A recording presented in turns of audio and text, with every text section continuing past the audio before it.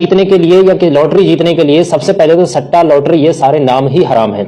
ठीक है, ये बात आप समझ लें। इस्लाम के अंदर इस्लाम इस तरीके के किसी भी चीज़ को अलाउ नहीं करता, कोई अनुमति नहीं देता।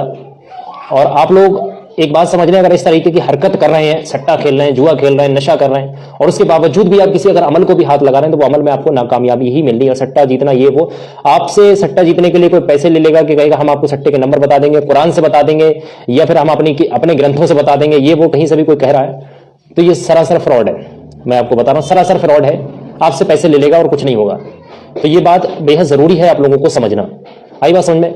तो सट्टा जीतने के लिए आप हमारे चैनल पर अगर जुड़े हुए हैं, सट्टा जीतने के लिए, आप खेलने के लिए, आप नंबर जानने के लिए, तो इस चैनल को छोड़ करके अभी आप चले जाएं।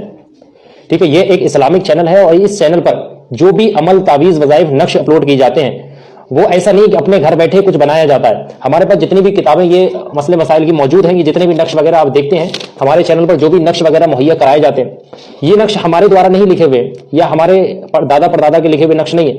ये सारे जो है आला हजरत के वहां से ये सारी किताबें हमने मुहैया कराई हुई है अपने पास, यानी बरेली शरीफ से ये सारी किताबें खरीदी हुई है, वहां से हैं ज्यादातर, और सारी जो है सुन्नी मसलक से हैं, और ऐसा कुछ नहीं इसमें गलत चीजें हों।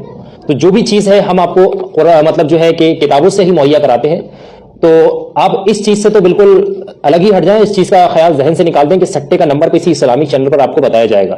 इसी चैनल पर नहीं बल्कि किसी भी दीगर चैनल पर आप चले जाएं तो इस तरीके का मसला आपको नहीं मिलने वाला है। और यह गलत फहमी है कि आपको कोई सट्टे का नंबर बताएगा या फिर ऐसा करेगा वैसा करेगा, ये बात आप समझ लें।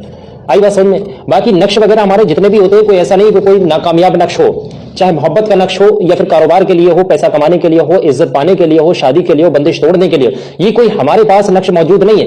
ठीक है ना, हम नक्श लिख रहे हैं, तो हम सारी चीजें आपको किताबों से हिंदी जुबान में कोशिश करते हैं ज्यादातर बताने की।